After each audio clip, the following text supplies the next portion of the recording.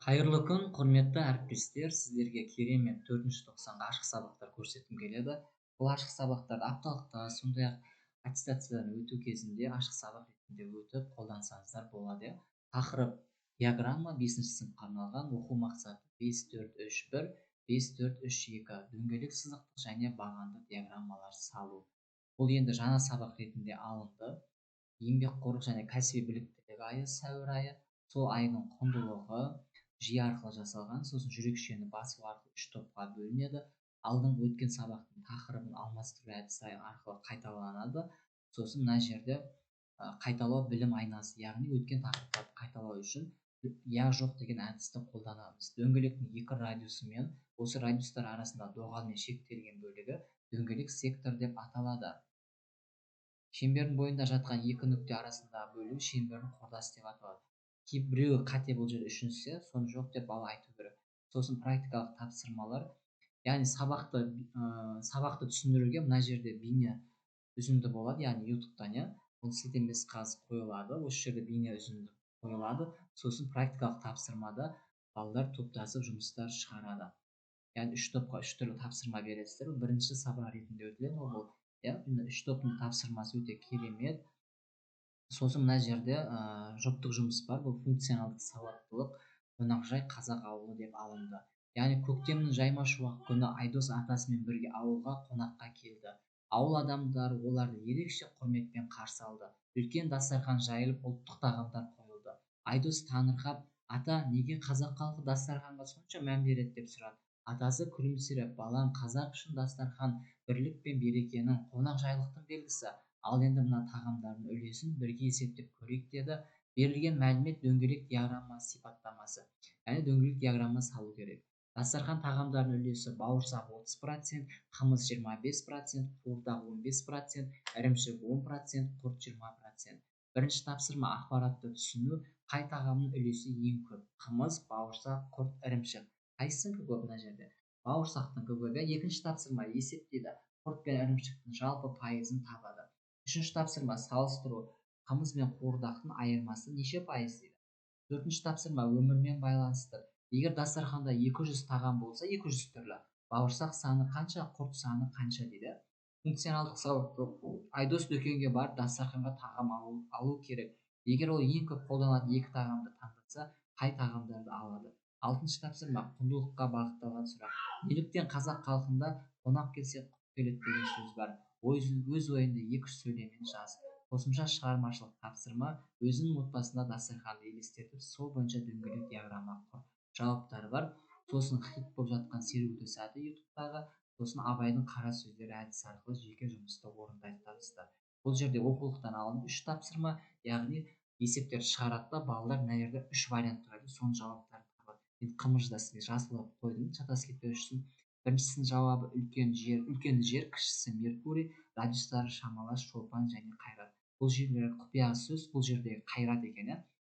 Екінші құрлық, яғни бұл жерде құпия сөз ақыл екен. Құрлық 104,4 градус, ал су 255,6 градусты алады. Ал үшіншісінікі құпия сөз жүрек екен. Бұл ақыл, жүрек, қайрат, бұл туралы Абай 17-ші қара сөзінде айтады екен. Кейін бекіту тапсырмасына Каховта керемет тапсырмалар алынды. Енді осы слайдтарын сіздерге көрсетейін.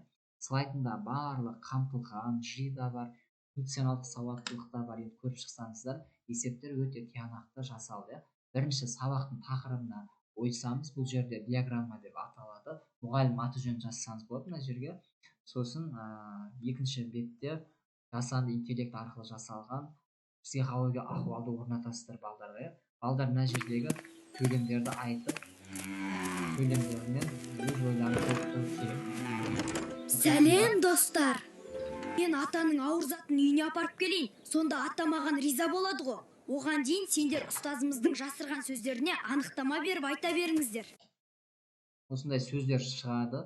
Еңбекқорлық бойынша сөйлемдерді аяқтау керек. Өте керемет сөздер. Үйде еңбекқорлықты қалай көрсетесің? Не арқылы? Ата-анама көмектесу арқылы, өз шашқан жеріңді жинау арқылы деген сияқты. Сосын мына жерде еңбекқорлық және аттан дәйек сөздері жазылған, өзгерте аласыз. Жүрекшені басады да оқушылар топқа бөлінеді. Бір топ, екінші топ, үшінші топ деп осылай кезекпен кезек шықпайды, араласып шығады бұл жерде. Байқасаңыздар, қараңыздар. Көрдіңіз бе? 2 деп мына жерде қайтадан шықты. Осылай керемет әдіс. Сосын үй жұмысын осылай тексереді. Алдыңғы есептің тақырыптың есебі дөңгелек секторға. Сосын мына жерде я жоқ деген әдіс бар. Мына тұжырымдар қате, біреуі қате де, үшеуі дұрыс, соны анықтау керек. Дәптерге орындатқызасыздар, осылай жауап деген бассаңыздар қате дұрыс екені шығады, дұрыс екені. Сосын практикалық тапсырмаға 3 топтың тапсырмасы өте керемет. Ол практикалық тапсырманың жауаптарын бәрін көрсетіп қойды. Барлығы толық жазылған ғой. Функционалдық сауаттылықта мына жерде мәтін бар, сол мәтін бойынша мына жерде тапсырмаларды орындайды оқушылар. Бұл енді қандай тапсырма? Жұптық жұмыс ретінде алынады, бірлесіп орнады. Сосын сергіту сәті. Одан кейін жұптық тапсырма Абайдың қара сөздері. Бұл жұптық емес, бұл жеке тапсырма ретінде алсаңыз да болады, Абайдың қара сөздерін. Жеке тапсырма ретінде алайық, жұптық емес, жекеден өзгерте саламыз. Сосын міне жерде көрдіңіздер ме? Мен былай келтірдім, Абайдың есептер шығарады, мына жерде варианттарды осы жерден табады. Қайсы жасырылған сөздің жауабы дұрыс болса, қайрат, ақыл, жүреге, осы үшеуінің қай қара сөзіне келеді, соны табу керек. 17-ші қара сөзін қысқаша баяндап кетсе өте керемет. Сосын бекіту тапсырмасы. Енді рефлексияны түсіндірейін сіздерге. Мына рефлексия сұрағым бар, мына қобдишаның дорбаның басын басады. Егер түсіндім десе, мына жасылды басады, онда сіз оқу мақсатына жеттіңіз деген сөз. Енді кахутты көрсең, ары қарап бағалау сабақтың басынан соңына дейін бағаланады. Бұл жерде топтық бағалау парағын сап қоямыз. Сол топтық бағалау парағын қолданатын боласыздар әріптестер. Қазір ашылсын, ашылғаннан кейін ешқандай приложение тартпайсыздар, ешқандай нәрсе тартуды, тіркелуді қажет етпейтін кахут ойыны. Бұл жерде бір жақсы жері суреттер барлығы толық ашылады. Өйткені бұл диаграмма тақырыбы суреттермен байланысты болғандықтан осы кахут ойыннан басқа ойындарға келмей жатыр. Кахут ойыны керемет қой, балдарға қолдансаңыз. Бұл енді слайдтың ішінде аспаса, бұл кахут ойынның сілтемесі бөлек тұрады, соны алып Google-ға бассаңыздар өзі шығады. Мен слайдтың ішіне кіріп тұрмын, ешқайға бармадым, көріп тұрсыздар. Play Solo деген басасыздар. Астында Play Solo басқаннан кейін мына жерде классик деген шығады. Бұл классик дегенді басу керексіздер. Міне классик деп тұр астың жағында. Сосын старт дегенді басасыздар. Орындайды тапсырмаларды. Тапсырмалар барлығы тақырыпты оқу мақсатына сай алынған. Өте қызық енді. Диаграмма түрін оның сызбасымен сәйкестендірді. Мына жерде дөңгелек қайсысы? Дөңгелек 3-ке сәйкес келеді. Ал бағанды 1-ге сәйкес келеді. Ал сызықтық 3. Сызықтық 2, бағанды 1, дөңгелек 3, сызықтық 2. Сонда мына осылай балалар беріледі. 4 тапсырма бар бұл жерде. Суретке мұқият қарап, тапсырма орындаңыз. Егер сурет көрмей жатсаң, үстін бассаң, осылай үлкен етіп көрінеді. Сыныпта 25 оқушы бар дейді. Математиканың 8 оқушыда 5, 12 оқушыда 4. Қалғандарда 3 деген баға қойып. Яғни 25 оқушының 12-сінде 4 дейді. 12-сі ол неше пайызды құрайды? Пропорция ретінде шығарады. 25-ті 100 деп алса, 12-ні x процент деп алады. 12-ні x процент. Өйткені бізде баған процент түрінде беріліп тұр. 25, 100, 12 қысқара 4 48. Сонда 48 деген сөз ол 5 алған оқушының бағасы 48 деген. 5 бізде немен беріліп тұр. Қызылмен ше. Екіншісінде болады. Суретпен қарап анықталды. Ары қарап суретті үлкейтіп қойсаңыз болады. 120 адам жұмысқа қабылданды. 120 адам. Әр айда қанша адам жұмысқа қабылданды. Бұл жерде сәуір айында 25% болды. 25% тапсыр қанша болды? 25% бөлшекпен айналдырасыздар да. 4-тен 1 деген мағына береді. 30 сәуір айында 30 екен. Ары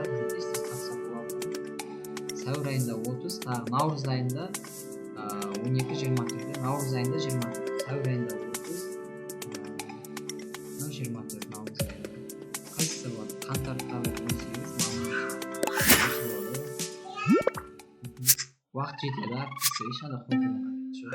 Мұражайдағы барлығы не берілген, мына жерде барлық қанша турист бар дейді, осыны анықтайтын жерде. Қосады ғой, 2600 бар шығатын еді. Үлкейтіп те көре аласыздар. Назарға тыңдағандарыңызға